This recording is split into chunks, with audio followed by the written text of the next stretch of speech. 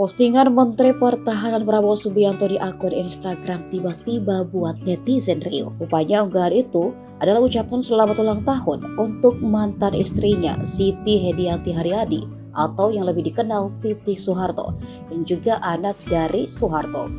Prabowo memposting foto estetik berlatar hitam putih bersama mantan istrinya dan anak sematawayangnya Ragowo Hadi Prasetyo atau kerap disapa Mas Didit. Titi Soeharto baru saja berulang tahun pada 14 April 2023 yang memasuki usia ke-64 tahun. Postingan foto yang diunggah Prabowo pun dibanjiri oleh ribuan komentar warganet yang turut mengucapkan selamat ulang tahun kepada Titi, serta ada pula yang takjub akan hasil foto estetik yang diunggah Prabowo. Ada juga yang justru mendoakan keduanya bisa kembali bersama, mengingat sama-sama masih sendiri. Kisah cinta Prabowo dan Titi ini telah resmi bercerai sejak tahun 1998.